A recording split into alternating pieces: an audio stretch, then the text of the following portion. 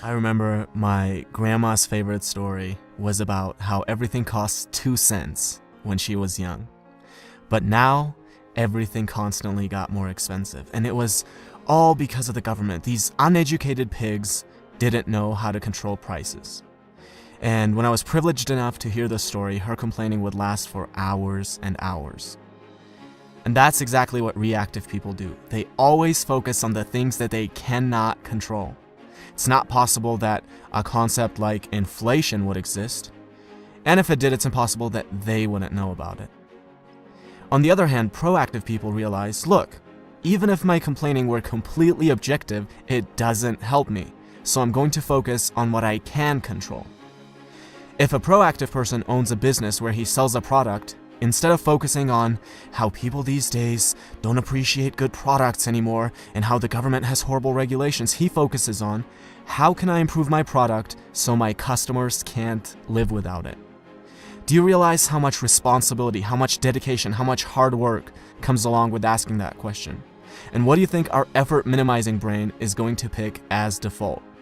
And that is exactly why most people focus on the things that they cannot control rather than focusing on the things that they can. Habit number 1 is be proactive. Now, imagine you're at a funeral, but this one's different from all the funerals you've ever been to. You're standing over the casket and you see yourself. What do you have to say about yourself? This is one of the most powerful questions you could ask. Are you doing the things in your life which are aligned with what you want to be able to say? Do you want to say that you are a good spouse?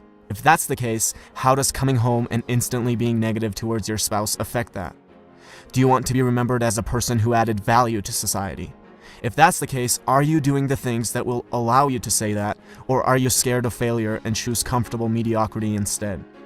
Almost every one of us will have to readjust how we live when we ask this question. Habit number 2 is begin with the end in mind.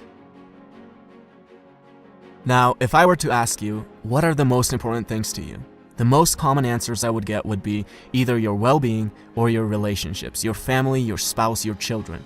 You would never ever say organizing papers or watching TV. But how many of us spend more time organizing papers and watching TV than planning our nutrition and going to the gym or cultivating a healthy family environment? There's a horrible disconnect between what we say and how we actually allocate our time. Habit number 3 is put first things first. Now, imagine you're an author and I'm an author, and we both write interesting books, and we both have access to an audience of about 100,000 people. I read your book and I love it, so I decide to share it with my audience, and as a result, you now have thousands of people buying your book and reading your ideas. You see this and think, who is this guy? Let me take a look at his book. You start reading my book and think I have ideas that are valuable, so you decide to share it with your audience. And as a result, I now have thousands of people buying my book and reading my ideas. Notice how different this is from my creating a little creepy Amazon account, finding your book and leaving a bad review, hoping that this will deter a few people from buying your book, which will in turn somehow get them to buy my book. Habit number 4 is think win-win. Stop thinking of everything as a zero-sum game. For you to win, another person does not have to lose. Something I want my viewers to do is to subscribe to my channel. But you will never hear me say, well, I worked really hard, guys. I dedicated so many hours to this. Please subscribe.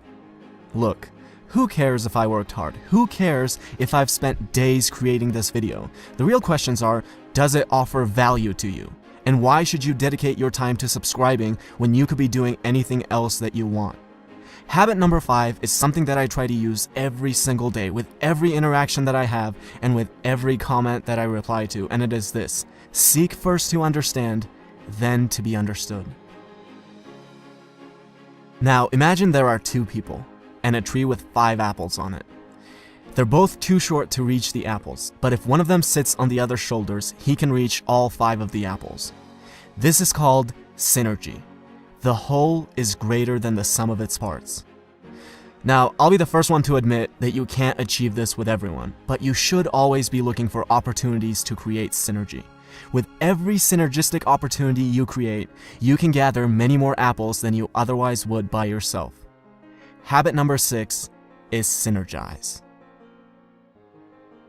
A man has been trying to cut down a tree for hours, and after a while his neighbor can't take it anymore, goes over and says, "You know, if you sharpen the saw, you'll be able to cut it down faster." And the man replies, "But sharpening the saw is going to take time." Now, we might laugh at this story, but we do the same thing all the time. We can't find 30 minutes a day, 4 times a week, to go to the gym. Our health deteriorates to a point where we're physically incapable of being effective. We can't read a book for 15 minutes a day and mentally stimulate ourselves. No, these things take too much time. And then we have the audacity to ask for little tips and tricks on how to be effective. It's like telling your engineer, "Don't worry about the foundation, where can we get the magic bricks that will float in the air?" Habit number 7 is sharpen the saw. And these are the 7 habits of highly effective people by Stephen Covey.